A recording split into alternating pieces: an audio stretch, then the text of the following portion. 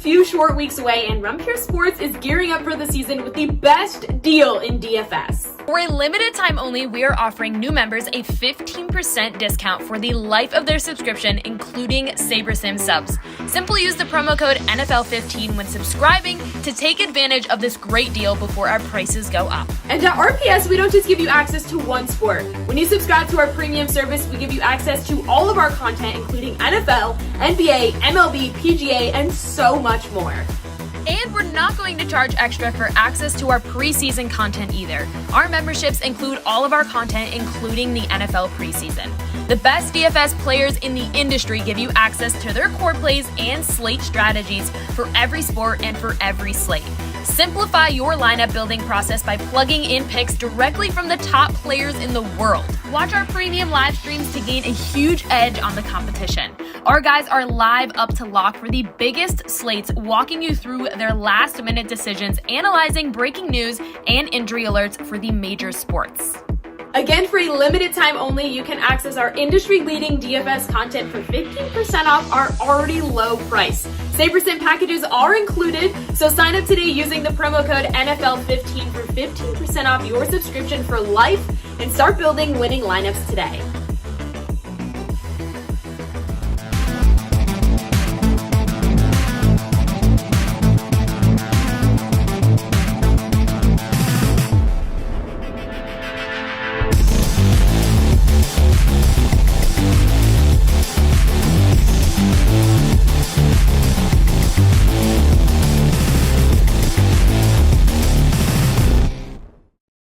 What is up, Jabronis? JJ back here with the crew, Coop, Kegger, and look at Matty Ice joining the crew. And look, Matty Ice came in with the Minnesota Vikings hat, so we had to match him.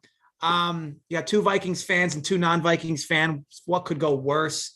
Obviously, I was away last week. You guys did the show, right? Everything with the show. Yep. It was kind of out of the loop. I will say this: I ended up losing money on the slate because the race got postponed. Because I was more available on Sunday than Saturday, so I ended up dipping my toe in the water indirectly, like not with full steam ahead. And yes, it did cost me some doll hairs. But then again, I'd be shocked. I mean, unless you were just making darts, I'd be shocked if you actually made money from that. There was just accident after accident, which I know you expect on a super speedway, but woof. It was like just when you're feeling like, oh, that was an accident that was good for me. That was an accident that was good for me. And then there was that 25 car ridiculous accident where I don't know who that could have been good for. It was nice to see some of the. I know I saw those parlay tickets getting handed out, which I'll be honest, it's pretty sharp, right? For a speedway, just bet like the most unexpected things to happen. So when you look in hindsight, it's pretty sharp to make some of those parlays. There was one of them paid out $1 million, right? Something like that. I was so sick, man. I didn't even know that we had the ability to do that. I thought that they would never let you do that ever. And it was a great sharp call because we had win tickets on all those drivers, on most of them anyway. But yeah, it was unbelievable. What a call. Like $13 to pick up $1 million. I think I saw. Absolutely incredible. Yeah, I mean, things you just love to see. Like, I think that goes so unwritten in this industry, right? Like, it's like so many people aren't happy when other people win money. Like, I guess it's just a natural human emotion. But I can't express this enough. Like, you see stuff like that happen in a sport like NASCAR. It's great because, it's going to start bringing more eyes to the sport. And obviously me is kind of like an up-and-coming NASCAR fan. Obviously year and a half ago, before COVID, I was never even watching the sport. So it's nice to see, anything that could bring more fans to the sport because I've enjoyed it. I've enjoyed the technical ways around it. And obviously talking with you guys weekly helps in a bunch of ways in terms of getting better sharp takes. So anyway, we move over to this track. And I guess real quick, the race go good, bad, somewhere in the middle, but for you guys last week, I know that the accidents weren't great. I can't imagine, but did you guys end up squeezing anything last week or was it overall a losing effort? The last 2 weeks have been okay. The last 2 weeks, weeks, anyways. At least on the live show, we have been very close to getting the whole bag. And, 2 weeks ago with the road course, caution comes out with 8 laps to go and gets us. And then last week we had 3 drivers in the final 10 cars at 100-1 or better, but we just couldn't get there at the end. So no, super speedways are really hard to peg down a win bet on, but I feel better about this week. I think we're sitting in a solid spot this week. Love it. Love it. And Coop, in relation to, maybe a little bit about last week and then how you transition into this week, and then maybe begin to talk on the track for us. Yeah, last week was fine. I mean, we made some money, not much on the betting side, more on the DFS side. And then, this week is completely different than last week. So sure, we'll see some cautions. If you look at the mile and 3/4 or 1/3 tracks up to the 2 mile ovals this year, they've been filled with cautions. So I would, expect the same here tonight. This is a different track. It's like the Wrigley Field of, NASCAR. It's old, it's beaten, it's, worn out. Experience means a lot here. Tires mean a lot here. So, it's a different track from noon when they qualified to when they race tonight at 6 to 7 to 8 o'clock. And we have a lot of dominator points up for grabs too. So it's a really unique slate too, because, the place differential, isn't really there from the mid and the upper tier drivers. Obviously it's there from the lower tier drivers, but, very little place differential opportunities from the so-called studs. So it's a little different slate than normal. In the past, we've had like 5, 6, 7 drivers who have been, solid place differential upside, but not for this particular race.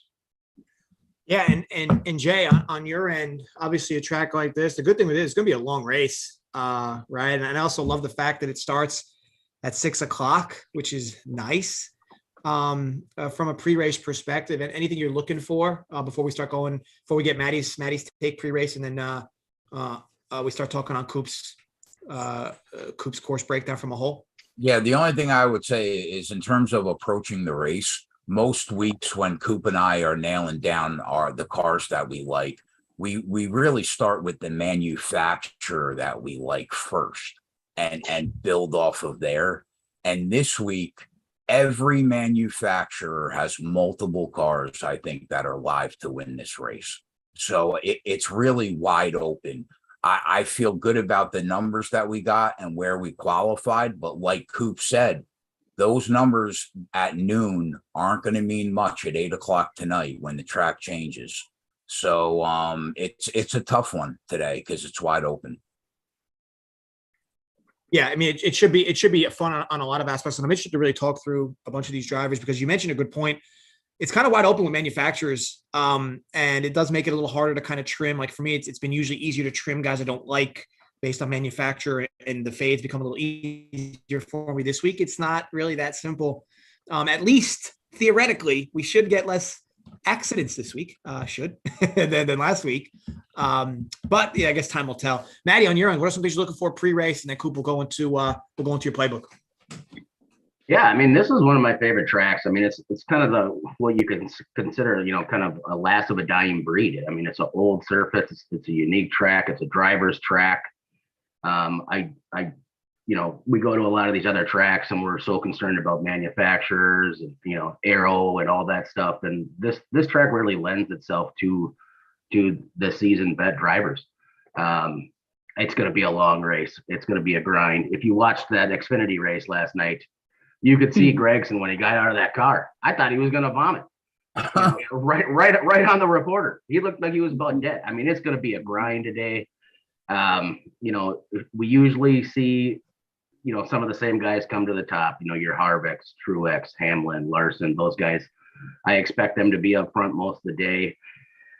I don't know how many wrecks we see today because the spring race, we saw quite a few. We saw quite a few issues in the spring race. It's one thing I want to get into on the DF side with Coop is like in the spring race, a punt on the DFS side was the right play. Cody Ware finished 19th and was in the winner. So it's, are we banking on attrition today? Are we just trying to, play the best cheap guy down there and, pray to the baby Jesus? I don't know which way is the best route, but I think it's going to be a fun race. I like that it's going to go from day to night. It's always one of my favorite races of the year. So I'm ready to break it down with you guys. Awesome stuff.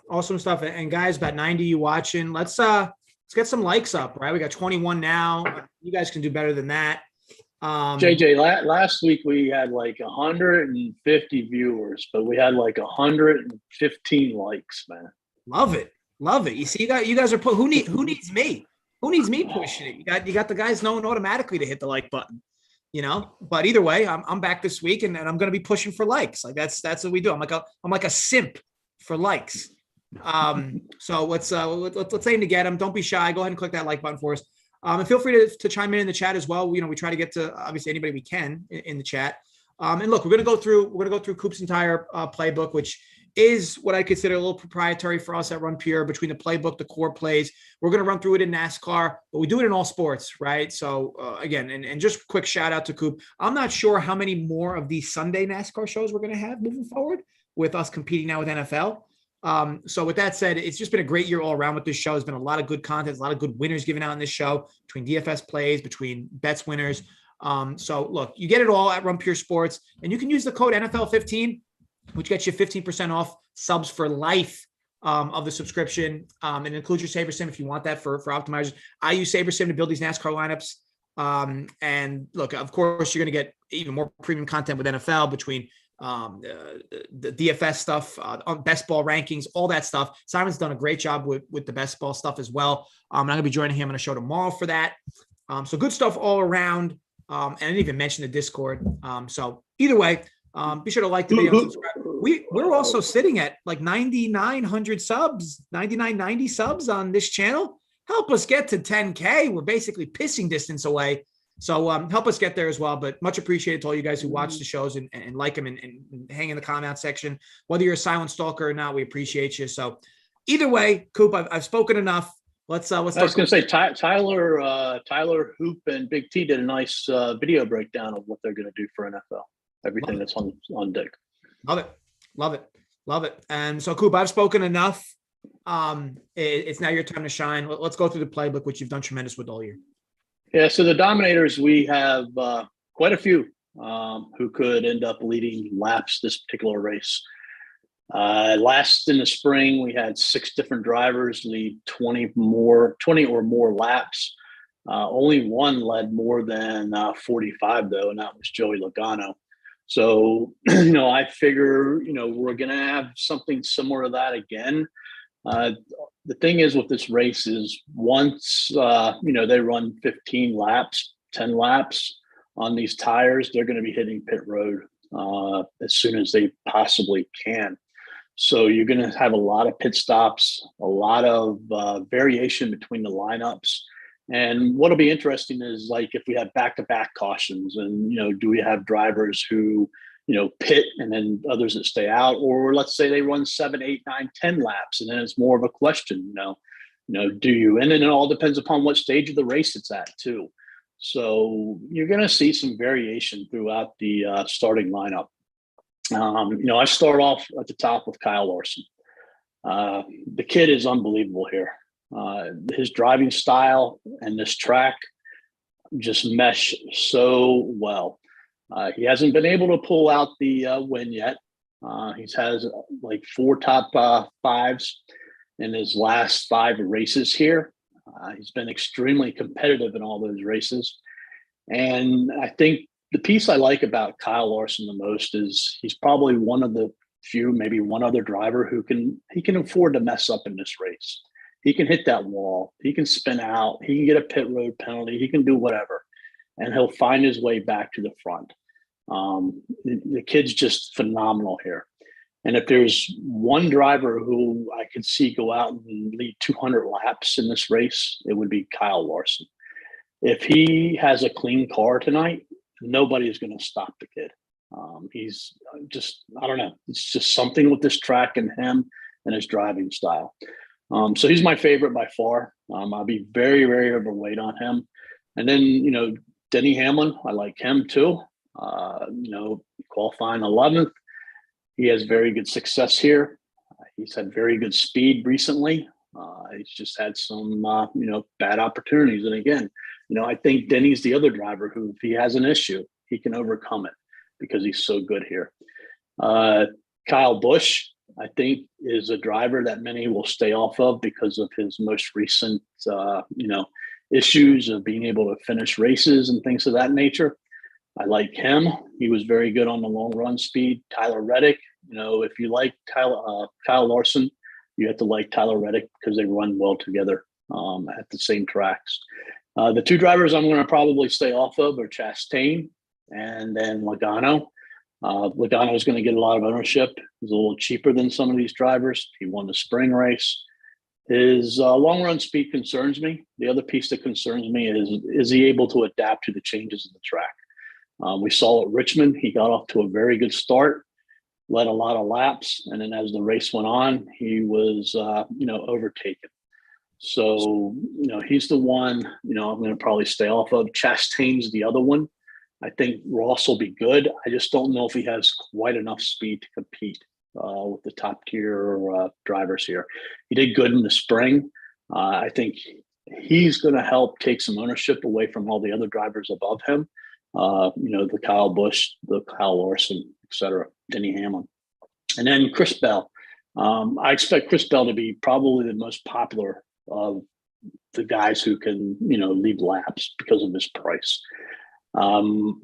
Chris has done very well here, much better on actuality than what his results say. He's had some issues at the end of the races. My concern with Chris is his, lack of experience. We saw yesterday in the Xfinity race, he did a very good job of driving to the front. And then when it got down to the end, when it mattered, he disappeared. I don't know. I might end up fading him. Well, Coop, that was on his pit crew, though. That wasn't on Bell. His pit crew. Well, it's going to be his pit crew today. I mean, definitely could be. They've had issues all year. Yeah. So, but I don't think it was Bell's fault. I can't play all of them. And coming in the week, Larson, Hamlin, and then another driver we'll get to later. Were my top three. Bell and Logano for me, right around fifth. I think Kyle Busch has come up. I think Kyle's going to end up being a little lower end than what people think. Yeah. So some interesting things there. Now I noticed that, and maybe you guys can correct me if I'm wrong, because this is kind of been my first full season of NASCAR, doing it week in and week out. Does the sport at times for you guys come with streakiness? Oh yeah, momentum means a lot to me, and Kyle Busch is well overdue. And I know I hate to use the word overdue, but he's had 8 consecutive weeks of bad luck. Ross Chastain, is still in the peak of his, in my opinion. Yeah, the reason I ask is because, so you mentioned Kyle Larson. Kyle Larson, even though he won a race about 2 weeks ago, I don't think he was in the optimal, even though he won that race. No, but I mean, that's a completely different type of race too, because it was a road course. Sure. I'm just talking from a momentum perspective, right? So the guy has not been in an optimal, I could be wrong, I think since May. And I don't even know if he was in the optimal in the race he finished second in, because his price was so high and he did not lead a whole lot of laps. I get it. Obviously different course. But it does feel like between him and Kyle Busch, we talk on these two every week, and every week the two of them don't finish races. The two of them are somewhere in the back of the pack, coming in the final stage of the race. And sure, at some point, I guess we'll be proven right. But man, it is tough for me to put a lot of money behind these two drivers. Jason, what's your take on them two in particular? Obviously, Larson's got the great track history here.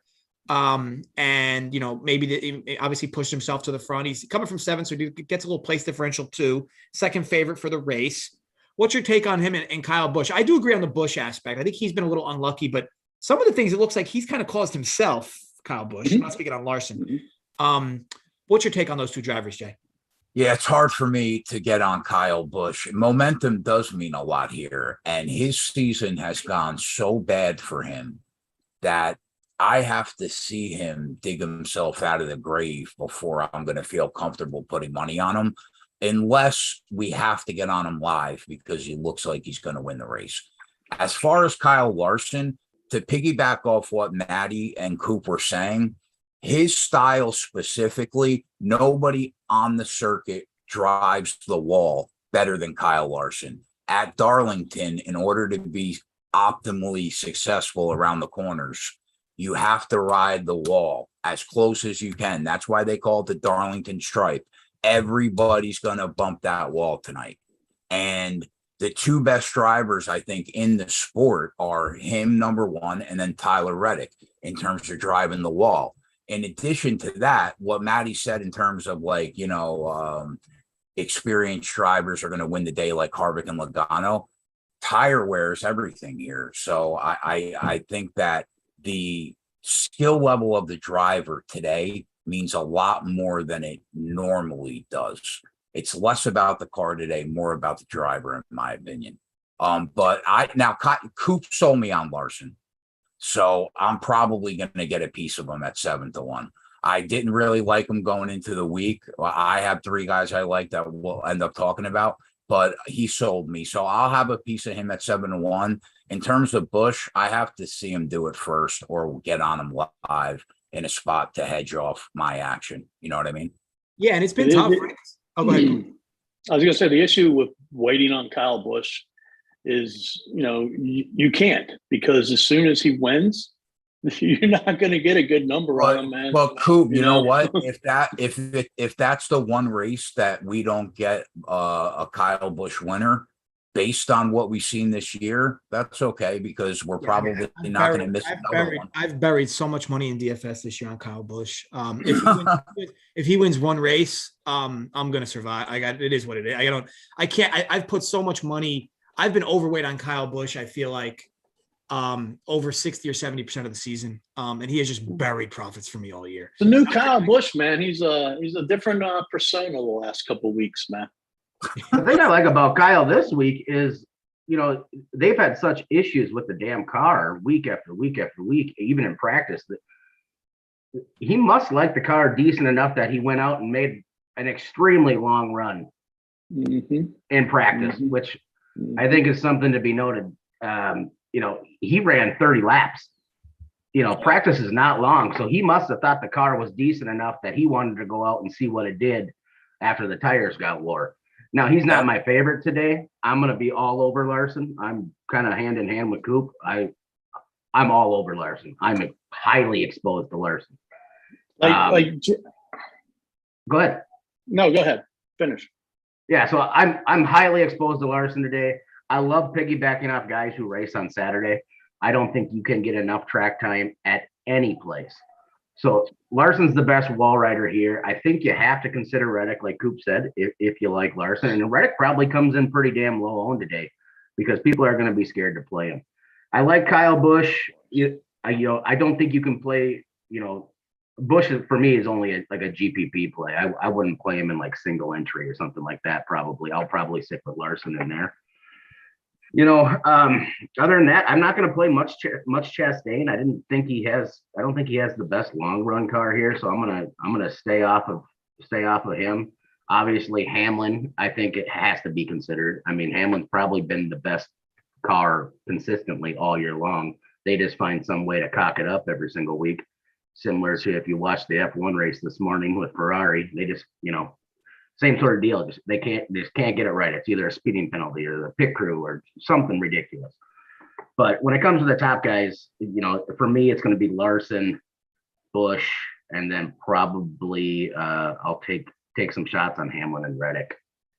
I have a question for you guys before we move on to the next section. So a guy where I admit I was wrong this year was while Chastain was running as pure as he's ran, I consistently kept fading him. Now, at some point, it went into my favor, where I kept fading him, and he was playing, and he was racing terrible, or making weird mistakes, or having weird bad luck. Joey Logano is in the middle of a very pure stretch of racing, and he's in the front today, where I've often said he's seemingly struggled riding in dirty air, which he's proved me wrong there recently as well, because he's been actually finding ways to move up and up and up, despite not being in the front to start races. He's in the front here. And I'd argue he's got as much momentum coming into this race as anybody in the race. Now he is the favorite, so it does come off a little chalky, but it does seem like we're not talking much about him. Maybe it's because of his lack of place differential. The only reason why, Jay, is because Friday night we bet him at 10-1 and the odds are 6-1 now. So like the you've lost the number. But yeah, I agree with you. Coop agrees with you. We grabbed a piece of him. He was one of the 3 outrights that we grabbed on Friday night. I think he'll be live here for sure. The problem is you've lost a ton of value. What I mean, look, I mean, you look at, I mean, you're talking a month back. I mean, yeah, you got the 12th in the show. He hasn't finished worse than 12th since June. Yeah. And I mean, my concern with Logano again is he going to want to adjust to his car? And then if you look, he's another driver that ran a lot of laps. And if you look at the speed that he produced on them laps, Brett Keselowski had some better speed than him. Ryan Blaney had some better speed than him. So, I agree with you, Coop. I don't think he's I'm concerned about his long run speed. Like, I think that, maybe he set his car up too much like the spring race, Just one final note, Jay. I heard you say something about Ross Chastain. I'm considering all the drivers on the track this year that he's taken out recklessly and people have wanted to snap his neck. I cannot back him now that we're in the playoffs because there is not a chance that 1 or 2 cars don't take him out over the course of the next 12 weeks. I've been thinking about that for a week. Yeah, there's no chance I could put my money on him right now based on the year that he's had, because I'm telling you, man, there's just no way he's not getting wrecked multiple times in the playoffs. I mean, think about it. Even if he's leading a race, what, Coop, 2/3 of the field, they will dump his ass in a minute. It won't be hard racing. It won't be like, those guys, Creed and Larson going into turn 2 yesterday. It'll be a goddamn punt. I think you're giving the guy too much credit, man. He'll dump his own stuff. Oh, that's true. But real quick, going back, I think you can play 1 to 3 dominators here. I think it's tough to play one dominator. And if you're going to play one dominator, I think it's Kyle Larson. But what makes it tough to play one dominator here is the lack of place differential upside from the mid-tier to upper-tier drivers. It's just not there. And I think if you do go with one dominator, you're going to kind of land on a lot of similar lineups. So let me ask you this, Coop. How long, if you wanted to go with a one down strategy, because I think that's a good thing to talk about, and say Larson's your guy, right? How long do you think it takes Larson to go? What's he starting? 7th?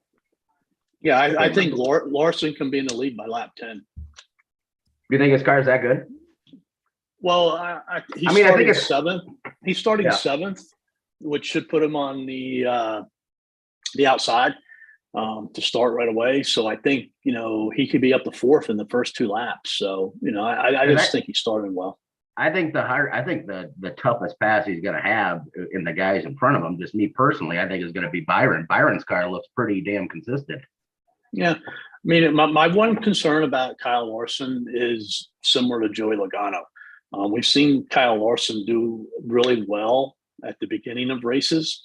And then as they go on, that he kind of fades off because they're not adjusting the car to the way to maintain their speed and things of that nature. So that would be my one downfall with Larson. Well, that brings it back to JJ's point of the finishes just aren't there this year for Kyle Larson.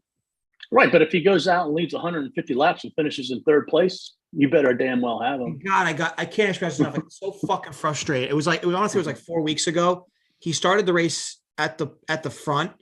He was either in 1st or 2nd, and he just handed away the lead.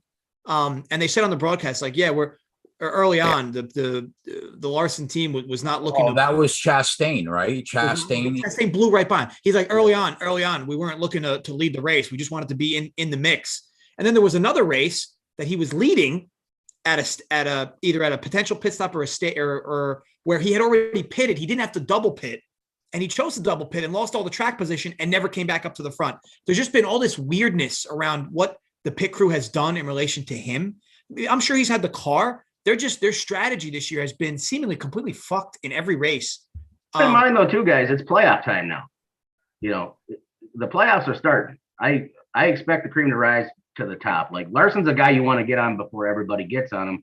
Similar to like when me and Coop got on Harvick before he won and went on that streak. Like Harvick had started to run pretty well.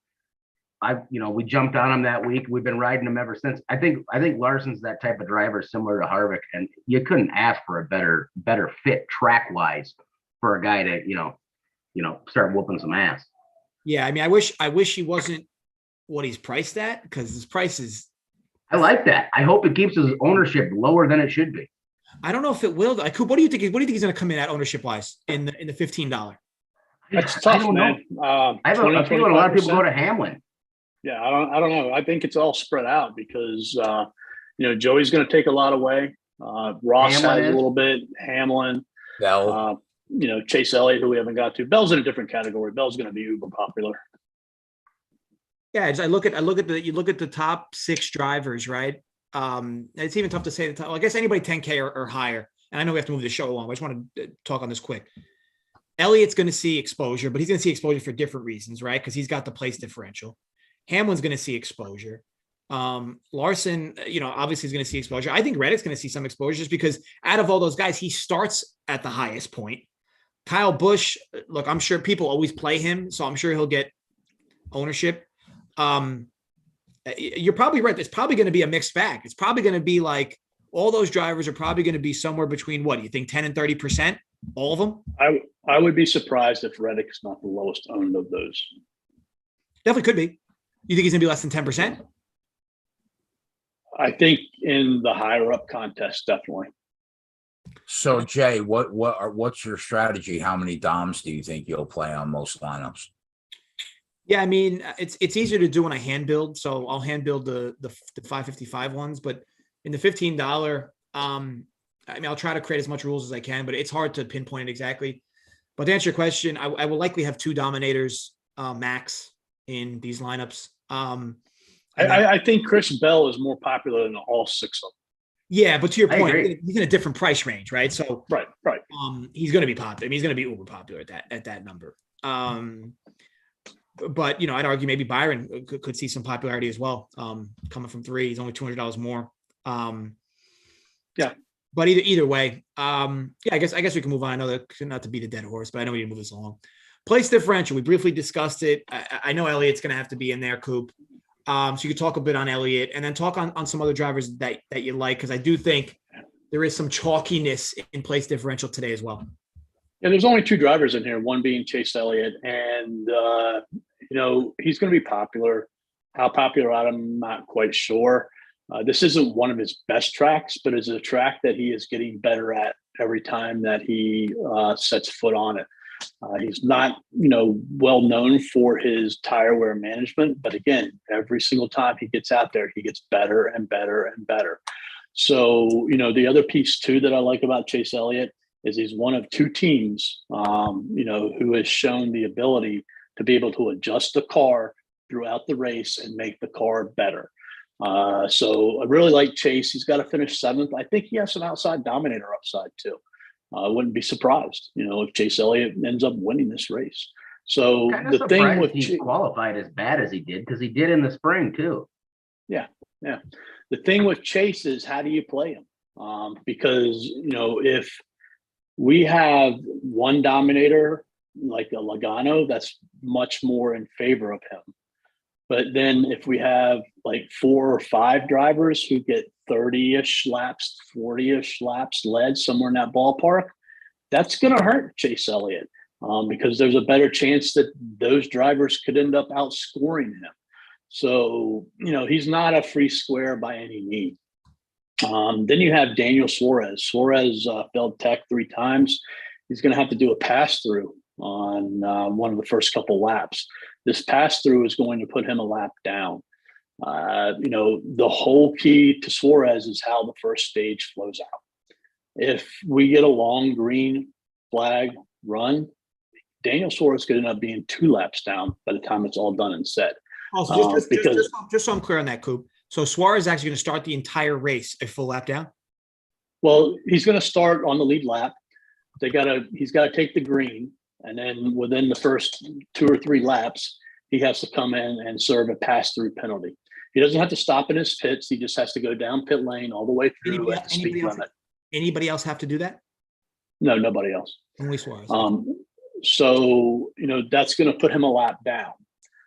Suarez isn't like, mega, great at this track.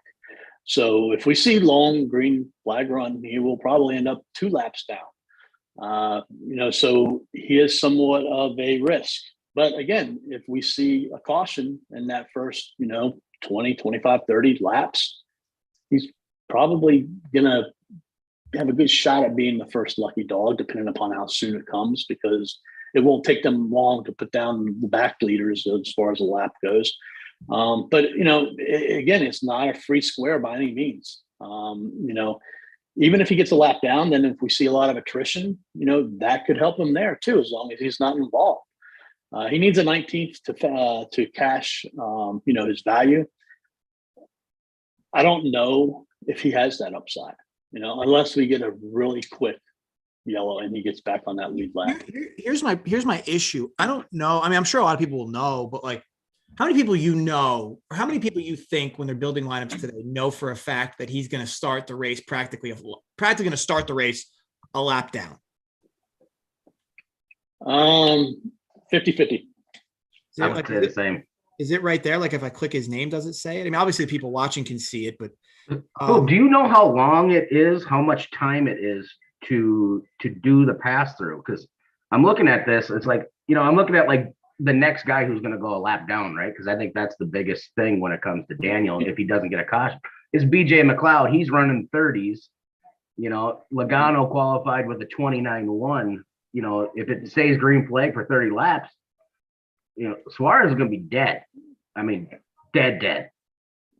So, I mean, like I said, the whole first, 20, 30, 40 laps makes Daniel Suarez's day. I think that's what I mean, right? Like if you're talking in terms of like risk exposure and what's worth it, what's not, I mean, yikes. And like, I'm looking at Saber Sim. Now, Saber Sim might have this a little skewed anyway, but like 50% ownership. I mean, like, do you 50% ownership, man, I'd play him on a couple lineups and basically fade him. Do you honestly believe he's going to be that high? Like, could he? He could. I don't know. I mean, the thing that baffles me about DFS the whole time is like, we go back to like last week's race and, we have all kinds of shows out there and, people who are talking strategy and, it's a strategy race and you don't want to play the back. You don't want to play the front markers. But every time we get to a Daytona and Talladega, those front markers have, 15, 20, 25% ownership, man. So I don't know how much they're actually listening. So that's why I say 50-50. Like if I'll be honest, if you told me he was going to be 25% owned, I'd likely completely fade. If he's going to be higher than that, I mean, at that point, I feel pretty confident that he'll be 25%. What do you think, Matt? Yeah, I think so too. I'm a hard stand kind of guy, as Coop is too. Like when Coop decides he's not going to play somebody, he's just not going to play him. I'm not playing Suarez today. If Suarez beats me, I'm totally okay with it. Yeah, it seems like such a risky spot. Like it would be a spot where if you told me he was going to be 5% owned, I'd take my chances and go. It's like last week, right? If it's Daytona and you make a pass through, you're still on the damn lead lap. I mean, you're not going to be on the lead lap here. And then with tire degradation, let's just say that, say Joey's out there running, 29.5s, 20 laps in, and BJ McLeod's running 30, 37s, 39s, 32s, like for me, if you were playing it at like the 15, right? I wouldn't mind taking a shot in the 15, but your single entry stuff like that, I'm not touching them. He could caution himself back onto the lead lap and still not get there for you. It doesn't. Sure. I don't know. Either way, I'll look into it more. I mean, like I said, it would not surprise me, like what you just said, JJ, is, if he gets back on the lead lap and he finishes 26th. Yeah, just a really weird scenario all around. But anyway, let's move on. All right, so middle tier drivers, say this every week. This is where races are won and lost. You know what? We'll do a little different here this time. Keg, let's go to you. Anybody in the middle pack, odds wise, I'll say anywhere from 15 to 1 or bigger. that you've liked coming into this race? Yeah, well, we hopped on Chris Bell Friday night at 20-1 and Harvick earlier in the week at 20-1. Now Chris Bell's 10-1, so you lost some value there. But I mean, you know, compared to the odds around Chris Bell, I don't mind it. But we got that, and then I really do think that it's only Harvick worth betting at 20-25-1. And then like I just don't see anything beyond that. Like Coop said last night, maybe Austin Dillon at 70-1, like if you wanted to take a shot. But I mean, I think I'm not looking to bet anybody past Kevin Harvick today in the odds outright market. Yeah. I mean, I can't blame him. I mean, Harvick's obviously, I think Harvick's gonna be able to pop in the DFS end too. Coop, on your end, let's talk to some of those middle drivers. Yeah, all these drivers are going to be somewhat popular to really popular. I think Kevin Harvick's probably going to end up being the most popular of them. It all depends upon how analytically driven people become. Because if they're analytically driven and let that get the best of them, they're probably not going to play him because his speeds in practice weren't good. But Kevin Harvick doesn't give a rat's ass about how he practices and how he qualifies. All he's doing is driving around, getting the car set up for a feel, how he wants it to run. If you go back to his races that he won last couple of weeks, he started 13th, he started 16th. The guy is a magician here, and he understands how to run this track. He understands, when it's going to come to him, when it's not going to come to him, what he needs to do. And, I mentioned Chase Elliott a couple of minutes ago about being able to adjust his car. Rodney Childers and Kevin Harvick are on that same platform. They have been, in cohorts on the same page with each other as far as making the right adjustments. And, I expect, once the sun goes down around 7:45, to Kevin Harvick, once again, the rocket off all the way up to the front. So Jay, I would, this is the point in the show, I would give Coop a 30-second timeout if we were on our YouTube channel, Rump Your Bets, because JJ and I had to sit here earlier in the year and listen to Coop bury my guy Happy every single and how the tunes have changed, huh, Jay? It's amazing. I mean, God, I talked him into Harvick the week he won, and now he's just like, I gotta get him a 4 shirt, a 4 hat. Maybe you could just say I'm not stupid and I know when to play him and not when to play him. Yeah. Okay. We can go with that. We can go with that. I mean, I'm not going to sit there and look at stupid numbers. If we're going to let Coop victory lap Harvick, what do we do about the Truex situation? Yeah, Marty's another. Marty's. Yeah, I'll have some Marty. My biggest concern with Marty is what happened to him a few weeks ago in Richmond. Everybody expected the great performance out of him, et cetera, and he went out and highly disappointed. He had a great practice. Same thing could happen again this week. But yeah, I'll definitely have some Marty Truex. The other 3 drivers in that section: Austin Dillon, Eric Jones, Alex Bowman. They're all kind of similar. If you look at track history, you got to favor Austin Dillon. You look at speed yesterday, you got to favor Alex Bowman. I was kind of hoping that Bowman might be a sneaky little pick, but I think he's going to end up being a little bit more popular than what I originally thought. He doesn't have great track history here, but he did run well in practice. The one car that I think is going to be the most popular of the 3 is Eric Jones. He's the one I'm more concerned about than any of the 3, because Eric Jones, ran very limited consecutive laps during practice. He was obviously not happy with his car whatsoever. And I think, the piece I like Austin Dillon when all is said and done, because I think, he's going to, not get played as much because of the starting position and that price, but yet he has the experience here over the 2 of them. And I know in the back of Austin Dillon's mind, he's thinking, I have to have a great result this week for the playoffs if I'm going to get to the next round, because this is my biggest chance, my best track of what's coming up. Yeah, a lot of interesting drivers mentioned there. Coop, I will say this. Actually, I knew you kind of mentioned Stenhouse, but I guess we'll talk on him in the next section. As far as this, like Dylan will be a guy I can't mind at all. Bowman, I do agree with you. I think he's going to see ownership. He sees ownership every week, and he has been such a mid. I don't even know if he's been that, to be honest. He's just been tough to back. We didn't talk much on Blaney. I would kind of consider him in this section though.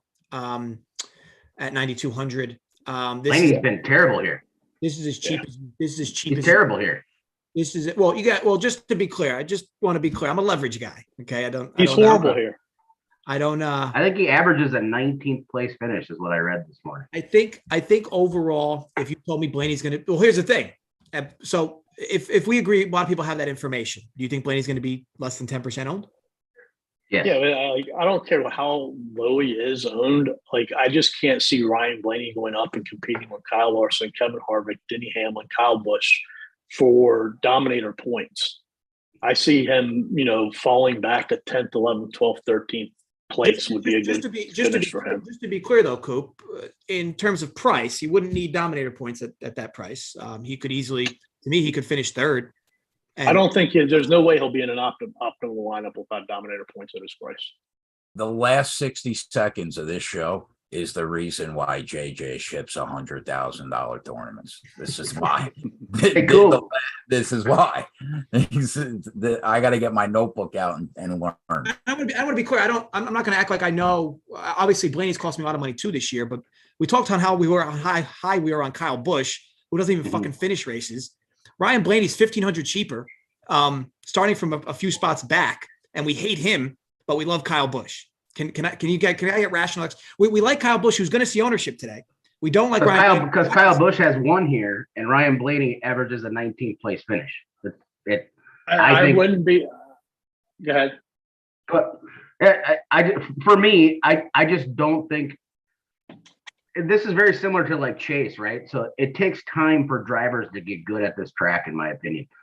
It's taken Chase, you've seen him get progressively better and better and better. We haven't seen that from Blaney yet. I tried to, honestly, I was looking at Blaney this morning. I was looking for, he's literally my favorite driver. I was looking for any way to talk myself into Ryan Blaney today. And I just couldn't do it. Now, if you're running something in the 15, that's a different story, but like a high dollar or a single entry, there's just no way I'm touching Ryan today. I just can't do it. Yeah, Ryan Blaney's going to get more ownership than what you think because of like your mindset.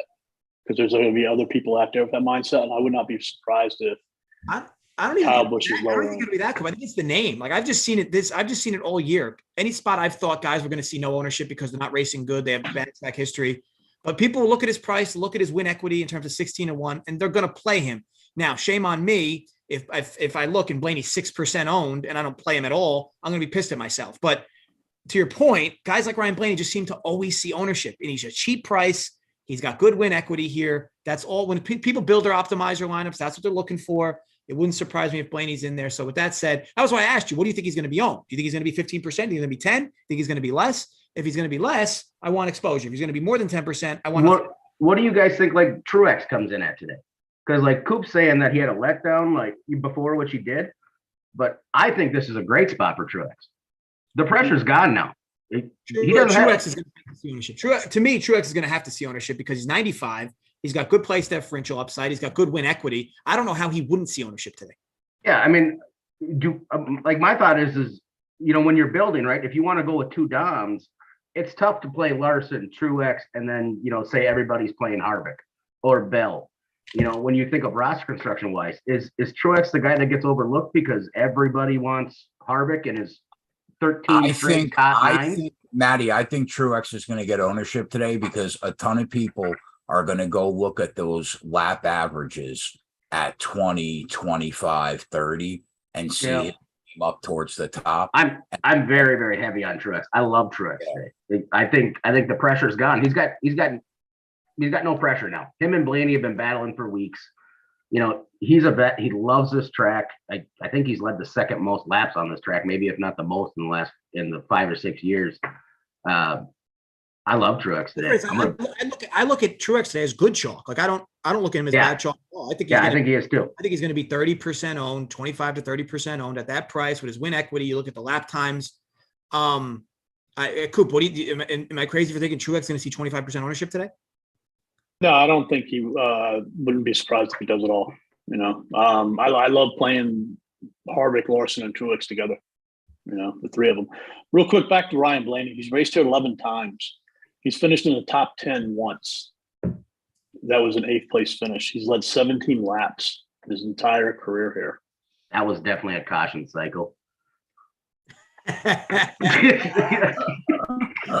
No, like I said, look, I'm not sitting here telling you I'm going to play him, but because it's all about projecting ownership, right? And obviously sometimes you get that wrong. If Blaney's going to be 15% or higher, I'm going to want no part of him. If he's going to another thing I want to touch on in this thing is, you guys think that Jones is going to be much higher owned than Dillon, huh? Dude, because he's $700 cheaper. Yeah, I love Jones today. I know, like, I was reading your playbook and you had talked about how he didn't, or you know, I saw people saying that he didn't finish well or whatever in the spring race. I mean, he finished top 10 in both of the first two, you know, sections of the race. He had an accident late in the race as to where Austin Dillon ran absolutely miserable and backdoored a top 10. I mean, for me, I prefer Jones myself. He's the one who's shown speed. Yeah, but I don't know. I think Austin has a better grip understanding of how to run the track than Eric Jones. Let me ask you, trying to talk you off of Dillon's impossible. You love Austin Dillon. You love Ty Dillon. We'll slide into value plays, and I want to have a question before you go, Coop. So Ricky Stenhouse is a guy that, based on the data I'm seeing, he would definitely be a guy I'll be way overweight on today. However, let me understand why a guy like Ricky Stenhouse would only run 2 laps in trials. Is it 2 laps he ran? Looks like when I'm looking here. 5 laps. Excuse me. He only ran 5 laps. Is there a reason? 5 consecutive laps? Yeah, I'm talking. He only ran 5 consecutive. Yeah. So is there a reason why a guy like him would only run? Because I'm looking at who else ran 5 laps, and it's a very ugly group. I'm glad you mentioned that, because I was wondering the same thing when I was looking at it this morning. When you look at it, you're looking at 5 consecutive laps, right? Yeah, correct. All right. So probably he didn't like his car. He would go out, run a couple laps, and then come in and, you know, make changes, and it just never got to where he wanted to get to. Because, you know, he ran more than 5 laps. He just didn't put any consecutive, you know, laps down. He ran 20. Yeah. So typically, like you say, like Eric Jones was the same way. He didn't run a lot of consecutive laps. So, you know, I think that's, you know, he just couldn't find the right, you know, piece, or he was testing out something different. Maybe he had the 745, you know, setup and he knew, hey, you know, going out and running more laps wasn't going to do anything. Or he could have said, hey, you only get 1 set of tires. I've done cooked these tires, and, you know, what I'm going to learn, you know, really isn't going to help me. It could be a smaller team not wanting to put the car in the wall either, you know, like, yeah. Because you see a lot of, you know, the Darlington Stripes, you know, they might not want to, you know, they might really want not want to go to that backup car. But I mean, you know, the bottom line is, I'll go back to what you just got off of with Ryan Blaney. I like Ricky Stenhouse because he's going to be extremely low owned, because, you know, he starts 20th. There's so many drivers behind him that are going to gain so much more ownership because they have, you know, upside. Ricky is not going to go out here and drive into the top 10. He's going to need help from attrition and things like that. So, you know, it's just a GPP play. And the same way for Eric Amarola. I see. So, I mean, I would think he's going to see decent ownership. I look at the sportsbook odds, and that's typically how I try to get an idea on where the field's going to be. Ricky Stenhouse has some juicy odds today, especially for his price. So I would expect him to see some ownership, but to your point, there's a lot of guys priced. Actually, they're not. I mean, the guys priced around him, I mean, aren't even close. I mean, Keselowski, I get. What is Keselowski? How far around is he? I mean, Keselowski 200 to 1. Yeah, his win equity is not even close. I mean, like I said, you look in that grouping, Almirola. So let's see, where's Almirola fit here? So Almirola's not even close. Yeah. So Hey, basically, you got to go to Busher. yeah, I don't. And everybody's going to play Busher. Everyone's going to be on Busher today. I agree. Busher. I mean, I'm just trying to find his odds. So Busher. I mean, Jesus, Busher's even worse than the other two guys we just mentioned in terms of win equity. I know Busher has better place differential equity. I find it crazy that you guys don't think anybody's going to be on second. Yeah, I didn't see live odds. I'm just looking at Coop's playbook. I saw you had them both listed as 80-1. It is crazy, Jay. Look at the odds. Like you're getting 40, 50 to 1 to crack the top 5, 100 to 1 to crack the top 5 on some of these guys. It's crazy. Like those odds that I have in the playbook, I leave them. Those are what the odds were when they opened on Monday. And I leave them like that so I can purposely look at what they're at today. Like Ricky Stenhouse is 2 to 1. Ricky Stenhouse is 2 to 1 to T10 here. There's no one even close to that price range that has those odds. Yeah. So I do think he's going to see ownership, but I think you have to play him, right? But people like, there's a bunch of people out there like Matty Ice that don't like to play rookie. What do you mean? I play Ricky all the time. I just give you shit because you're stroking the Ricky Stenhouse all day long. All right. So Coop, anybody, as far as the value plays, I know you mentioned Almirola. Yeah, I like Harrison Burton. I think like when you look at like the driving style, he's been able to do well with this track and adjust fairly well for a driver that doesn't have a lot of experience here. And I think, again, a lot of that comes from his family roots, being able to listen to what, Papa has said and told him, this is what you got to do here. His dad was one of the best at this track. Right. So I like him. I don't know what his ownership's going to be. Like there was a couple weeks ago where I played Harrison Burton, didn't think he was going to be owned, and come out and he was like 30% owned. So Ty Dillon, I don't mind. Daniel Hemrick, I don't mind. Keselowski, I don't mind. I think this is a wide open range of drivers, and none of them are better than the other. And the whole kit and caboodle with all of them is they're all inconsistent. Don't know which one's going to show up which damn week. Yeah. I mean, it's definitely going to have to be spread out. I think I'm going to have Busher exposure. I'm not going to have a lot of Busher exposure. Keselowski's tough to play, in my opinion. I think you take some darts, you hope for some attrition as you're building lineups. But look, these guys in this price range, this is what's going to help you stack guys at the front. Go ahead, Coop. I was going to ask Maddie, like, is Landon Castle like the ultimate GPP play today? Yeah, honestly, you know what? You're going to think I'm nuts.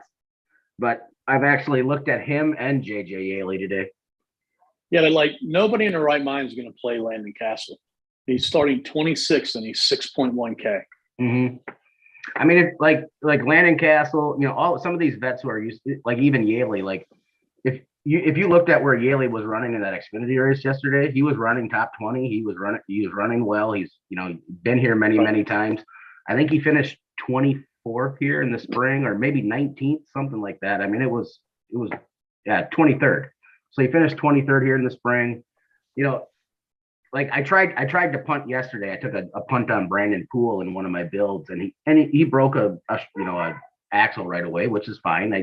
He was a deeper play, but I think a race like this, like I mentioned at the beginning of the show, I think you can take a shot on a punt here because we're gonna see some wrecks. We're gonna see some weird stuff happen.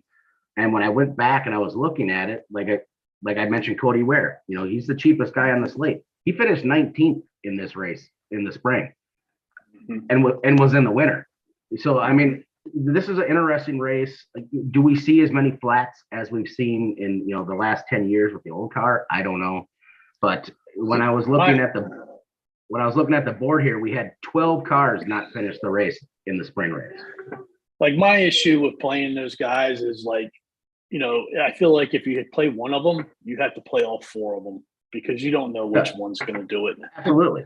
Yeah, absolutely. I completely agree with you. I would, if you want to try that route, I would play them all. I would play Ware. I would play Yaley. I don't know if I would play BJ McLeod. I don't think this suits BJ McLeod at all. But like those guys down there, Landon Castle, Where all those guys, I would take shots at all of them, if especially in the big GPP, in the $15 lineups, it can get you to where you can play like a Larson, Truex, Harvick, and a Bowman if you wanted, or whatever. I mean, it can get you quite different. Let's finish up with you, Jay, here on the show. Anybody with value you see, I'll say maybe beyond 30-1 pre-race, that you think might have some upside. Obviously, I know you're going to be looking for what happens live and make adjustments there, but anybody pre-race 30-1 or bigger that you think has some win upside? I mean, maybe if it all went right for Alex Bowman at 40-1, maybe Austin Dillon at 80-1 like Coop likes, but no, not really. I think that you're really I think that the win equity increases a ton from Kevin Harvick up the odds board. I just don't see a long shot here today, unless the race is complete and utter chaos. If we run even relatively green, I think the longest shot in the race to win will be Kevin Harvick. Fair enough. Hey, Maddie, what are your thoughts on Ty Gibbs and I can give Chase out the Briscoe? plays. The plays are on too, Jay, at the end if you want me to. Yeah. Fire away, Jay. What was that, Coop? I couldn't hear you. What are your thoughts on Ty Gibbs and Chase Briscoe? Ty Gibbs actually kind of impressed me yesterday. Yeah. He hasn't had a very good young career so far on these tire wear management tracks. And I would say yesterday was by far his best performance. Yeah. I think he's quite interesting. And I think he's going to come in probably quite a bit lower owned than Jones and probably Dillon. Guys, I just want to chime in real quick for the folks watching. We need 20 likes to get to 100. We're going to talk through just a few more brief scenarios, and then we'll call it a show. But if you get us those extra 20 likes, which I know there's got to be more than 20 of you that haven't liked the video yet, Jay will give out his whole betting card for this race. And I'll also say a driver that I will undoubtedly be very above the field on. So either way, we got to get those 20 likes. We'll talk for another 5-6 minutes through some scenarios. Coop, Maddie, Coop, is there anything you guys want to talk about specific relative to this race? Maybe guys, you're definitely going to be off or fading. What about Briscoe, Maddie? So Briscoe's interesting. He has not been great here. His best race here was his first race here with Stuart Haas, which was interesting. But he might not even get played, Coop. He's in a weird price range because you got Harvick right above him, you got Bowman right above him, you got Bell right above him, and then you got Dillon and Jones right below him. But I feel like the last couple weeks, man, I've been beating the drum on Chase Briscoe and how great of a GGP play is because he's not going to get owned. And then, he goes through, he does well, and then kaboom, he just blows up. Something happens. Yeah, I think he's risky. But I would prefer to play Gibbs over Briscoe. Right, but to your point, I can't give up on Briscoe then. If I thought it was that the last couple of weeks, I got to keep playing him because eventually it's going to turn good. Why can't he run just as well as Austin Dillon tonight? Right. Well, and I have a question for you guys. Are you prioritizing finishing position today over place differential? 100%. Okay. Finishing position today, I think, will be enormous because you're going to see a lot of cars get lapped, in my opinion.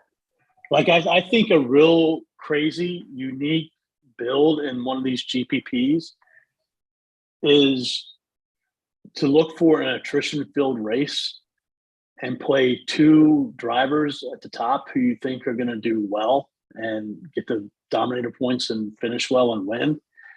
And then punt for Ricky Stenhouse, Amarola, Harrison Burton, Todd Gilliland, four of them in your lineup and hope the four of them get through. You know what's sad is I'm really starting to look at this punt and Ware or Yaley or one of these guys because I could just see it working, Coop. I really could see it working. Because I think so many people are going to be on, three dominators, three place differential drivers. Oh, yeah. Gilliland, Custer, Burton, all those guys are going to be high owned. So we do have a question about William Byron. And guys, 4 more likes. This won't be the first time we've cut a show early without giving you picks. 4 more likes. But thoughts on Byron? I think he's interesting because, to your guys' point, Bell's going to see ownership. Byron starts a place behind him. He's $200 more. What's your guys' thoughts on him? I mean, for me, I think he's strictly a GPP play, but I like to play HMS when we start to get to the playoffs. They usually tend to kick it up another gear. I think he's an interesting pivot. If you think Bell's going to be very high owned, I think he makes for an interesting GPP pivot. But he's not a guy. Like ownership wise for me, I would play more Bell than I would play Byron. But I think he certainly has to be considered. His lap times were pretty consistent. If you look at practice, when it gets dark, does that mean, his car's still good? We don't know. That's going to be, I think, the biggest question tonight. And you saw guys talk about it after the race. Wow, it was really good in the daylight when the dark came and I was trash, or vice versa. So it's going to be an interesting dynamic tonight. I can't play Byron. I'm sorry. Love it. I mean, I can't mind it. I mean, I'll be honest, I'm kind of indifferent on him today myself. So I can't mind it either way. But I will say this, Jay, what I don't mind is we did get to the century mark. So good kudos to the folks. Jay, run through some of the bets you made, and then I'll talk on a driver that I'm definitely gonna be overweight on. Yeah, so we're on Larson at 7-1 in the outright market, Logano at 10, Chris Bell at 20, and Kevin Harvick at 20 in the outright market. Top 10 market, Kevin Harvick -110. Coop, I think, is also on him top 5. You can get that at 3-1. I just took the top 10. And then on DraftKings Group C, we hit Bell and Harvick at +300. It's basically a 2v2, and they're by far and away the 2 best cars in that group. And then aside from that, Kevin Harvick top Ford at 7-1. We have a little piece of that. And then Coop at Larson top Chevy, I think, at 3-1. I did not hit that, but yeah, that's our full card going into the race, basically. Love it. And I will say this much. I'm looking at projections. Blaney looks to be coming in at 13 to 14%. He will be a complete fade for me at that number or those percentages. Also, I will be. I can't stress this enough. I will be very high over the field on Ricky Stenhouse. I'm seeing 14%, 15%. I will likely have him a coin flip in my ownership, which will put me about 2.5% over the field. I might even be higher than him in the bigger stakes, but in the $15, expect me to be about 40 to 50% on Ricky Stenhouse. And I believe, and this might be a hot take, it may not be, I think you can only play Daniel Suarez in cash. I can't even imagine loading him up in GPPs. You just need so much to go right, and he's going to have ownership. Like, to me, I'm all about needing things to go right for you when guys aren't going to be owned. Okay. Daniel Suarez is going to be owned today in tournaments, and you need a hell of a lot to go right for you if you're playing him in tournaments. And then you add in the fact that he's going to see upwards of 25% ownership. So you're going to have to lift up above the field while those things are happening for you in your favor. Yeah, that's not my speed in this sport. So call it a complete fade for me in the big tournament of him. So the $15, you won't see a single entry for me with Suarez. In the 555, I'll have to have some Suarez just to keep myself exposed to him. But yeah, call it a complete fade. If you're in cash, I get it. At his price, with his upside, you probably have to play him in cash lineups. But tournaments, I don't see. I just don't. He could even get back on the lead lap and still not get there for you. So there's nothing more I want to see today than about a 40-lap run to start the race. Because that's the thing, right? If you would argue there's a better chance that you get, because not even that. Where did I hear? Was it you guys that said that they're likely going to pit after 10 laps? I mean, if we get a caution, yes, they will pit because, I don't know. We might see some varying strategies with this new car, but typically the MO at Darlington is every time you can get tires, you get tires. Got it. Okay. Yeah. So he's hoping for an accident. He might get there, and then it might all just kind of work itself out. But I do think, like I said, if you're going to tell me he's going to be 5-10% owned, I would take that risk in my favor. Yeah. 25 or greater. I mean, yikes. No thanks. So that's just that's where I took some stands. Obviously I'll be building lineups the next few hours, but either way, look, guys, it's been a fun season. I don't know for a fact if JJ. Yeah. Let me end it like this, man. For today. Fire away. Kevin Harvick, Kyle Larson, Denny Hamlin have 29 top fives at this racetrack. All three of them are right around 50% conversion rate at hitting at a top five. The other 33 drivers in this field have a combined 35 top five. That's a great stat. I love that. Yeah. It's good stuff. You said Larson, Hamlin. Who was the third one? Harvick. Yeah, it's great stuff. All right. So, folks, it's been a fun season. Again, I can't guarantee there will be another one of these on Sunday specifically because obviously NFL is going to overtake it. But with that said, thank you, everybody, for watching these shows on a weekly basis. A lot of good content all around. What happened, Coop? I said thank you, JJ. Oh, no, yeah, I was happy to join. I was glad to join when I found out this spot was available, that I was actually holding a favor. It was nice, a little win-win action. But maybe you were doing us a favor. I don't know about that. You guys are doing me much bigger favors with this. But no, all around, thanks, guys. Obviously, everybody, Keg, Coop, Matt, even for joining today. Obviously, I see you in the Discord posting a bunch of stuff as well. So very helpful in the sport, especially for Run Pure members. But yeah, all around, you guys have been great, especially in the chat, weekly basis, guys chiming in. Obviously, any way we can help. And again, NFL 15, the big code for Run Pure, it gets you that lifetime discount for all things we offer. Jay ran through his card. I give you some guys going to be overweight, overweight on. Obviously, not always right. Nobody always is. But, it's been a good NASCAR season in general. And, of course, it's a sport where no doubt you do need to hashtag Run Pure in, right? So it's been very fortunate in that respect. And, look, we just do have a few days left before NFL starts. And, again, code Run Pure at Underdog. Get you a $100 deposit match bonus for just depositing. Yes, $100.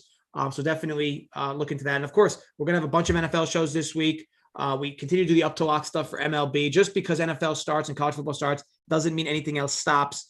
But again, one final shout out to you guys in the chat. All around, thanks for everything. Been a fun season in NASCAR, and the season will continue. We won't have this video anymore, but our Run Pure members will still get the best of the breed in NASCAR. So love it all around. And Jay with the live shows on his own end, just keep crushing all around. Thank you, everybody. As always, stay safe. As Jay says, crush responsibly. And yes, Run Pure. Simon, get us out of here.